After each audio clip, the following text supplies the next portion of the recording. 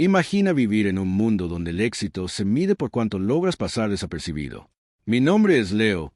Tengo 29 años y durante mucho tiempo mi mayor orgullo fue ser un experto en la invisibilidad.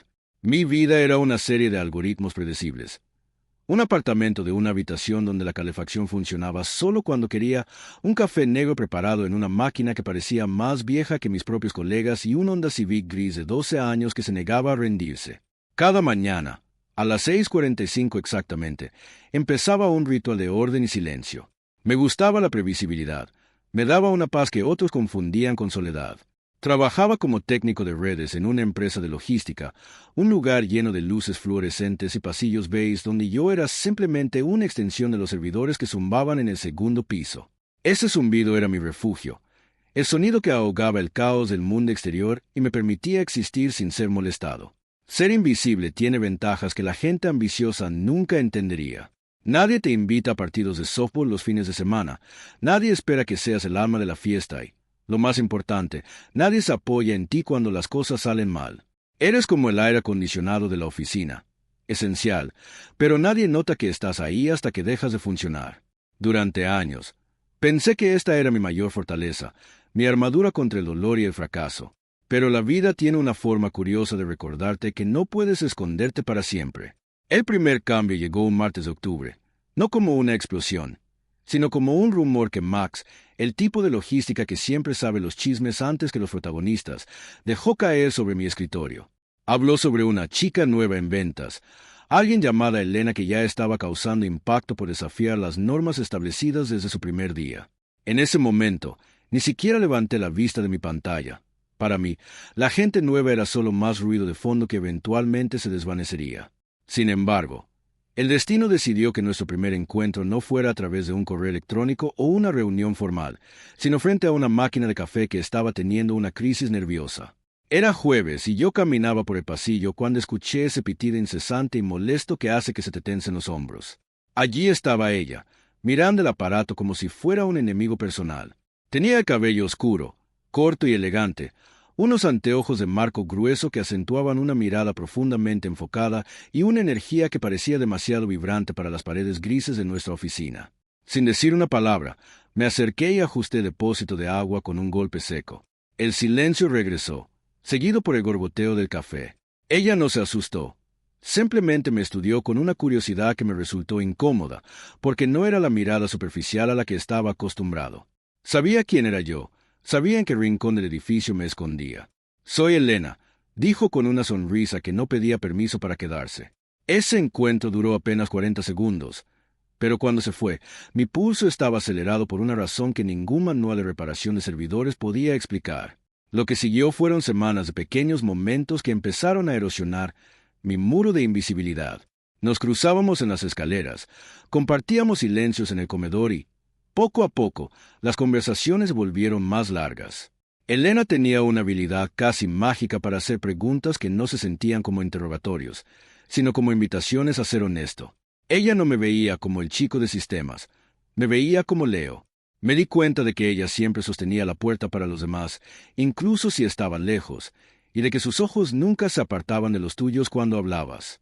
Empecé a sentir que la oficina ya no era un lugar silencioso, sino un espacio donde esperaba encontrar su mirada. Todo esto nos llevó a esa noche de jueves, una jornada agotadora donde el sistema parecía conspirar contra mí y terminé saliendo casi a las 9 de la noche. El estacionamiento estaba vacío, el aire era frío y olía a hojas húmedas. Y ahí estaba ella, junto a su coche con el capó abierto, rodeada por el resplandor amarillento de las lámparas de sodio.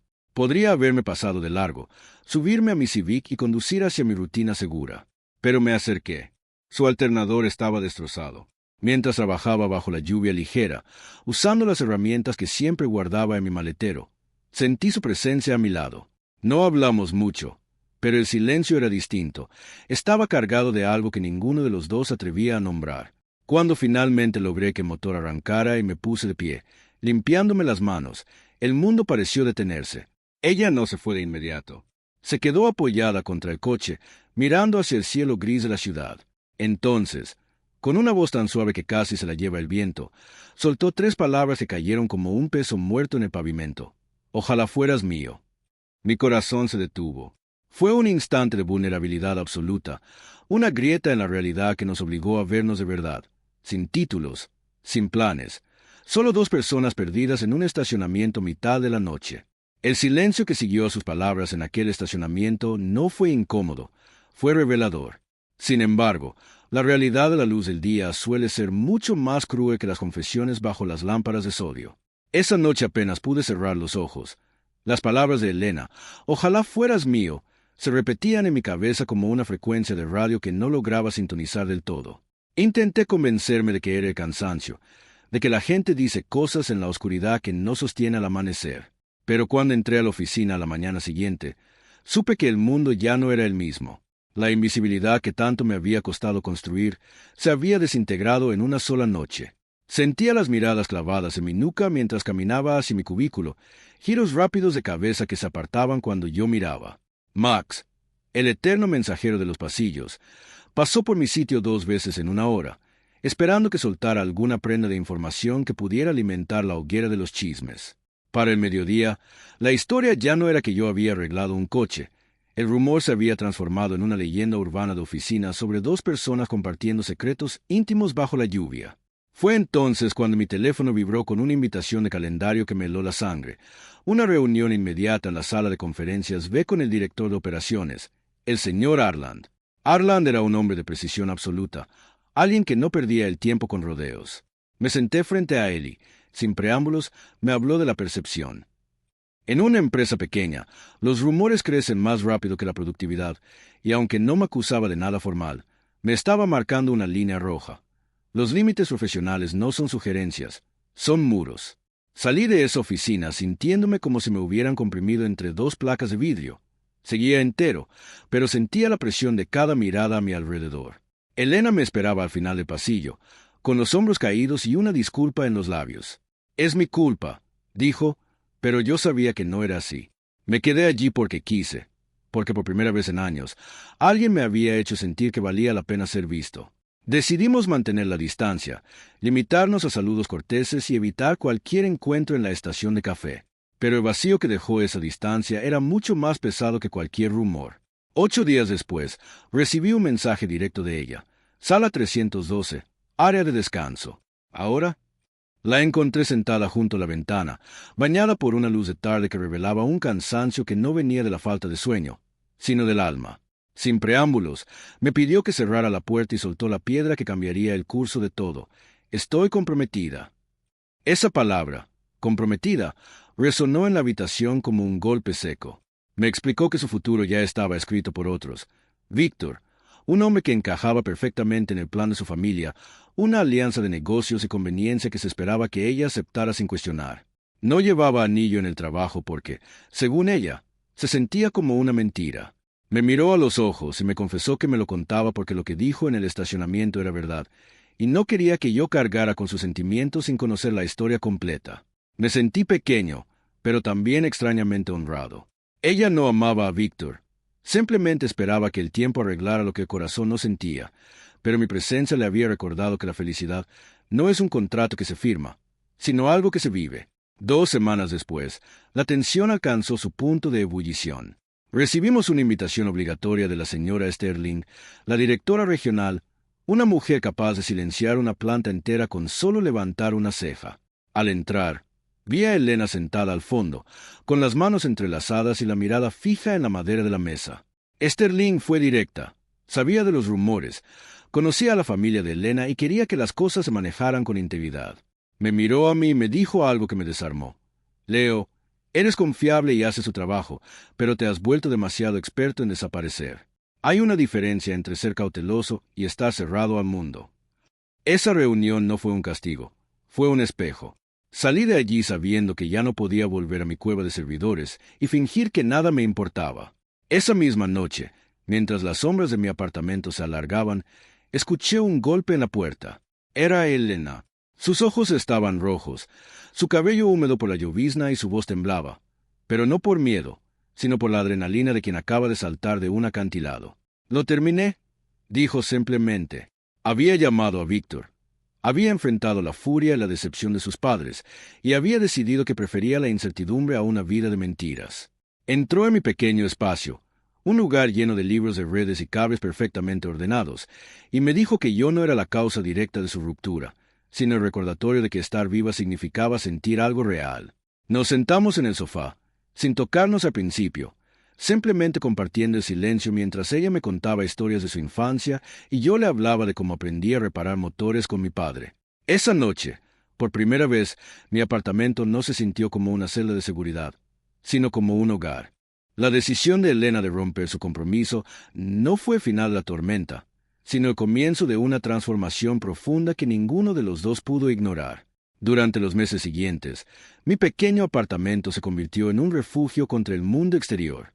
Sus padres, anclados en la tradición y las apariencias, no podían entender cómo ella era capaz de abandonar una seguridad tan cuidadosamente planificada por algo tan incierto. Hubo llamadas cargadas de reproches y silencios que dolían más que los gritos. En esos momentos, yo no intentaba ofrecer soluciones mágicas ni discursos motivadores. Simplemente me sentaba a su lado, sostenía su mano y preparaba café a las 2 de la mañana cuando el insomnio ganaba la batalla.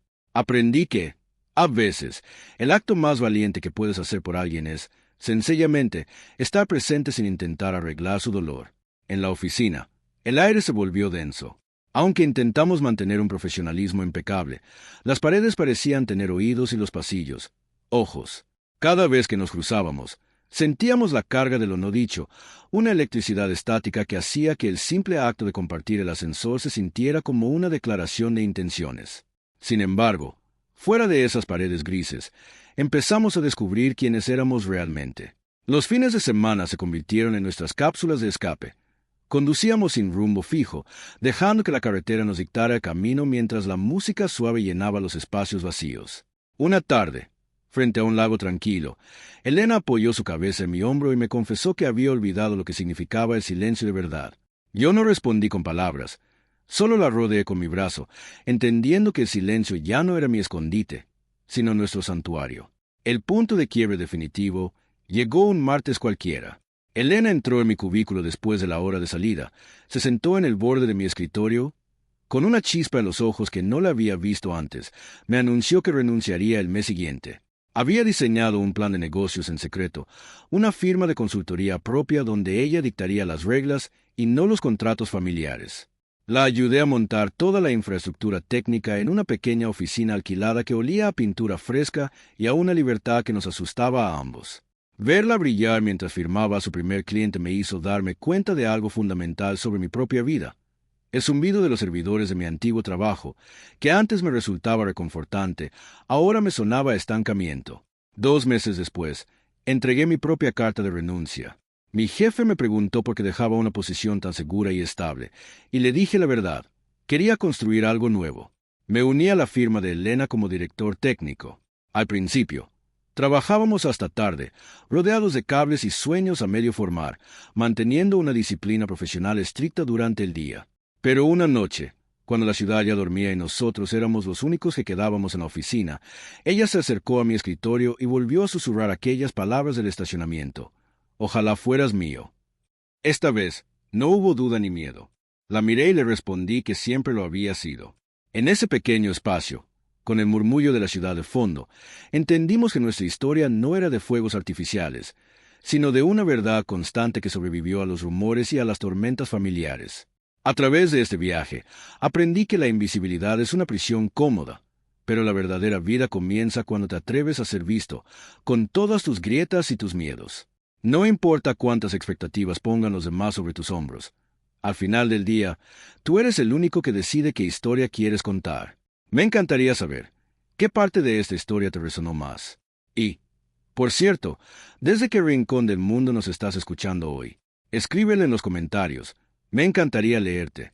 Recuerda que a veces, lo único que se necesita para cambiar tu realidad es tener el valor de arreglar una máquina de café o un motor roto en el momento adecuado.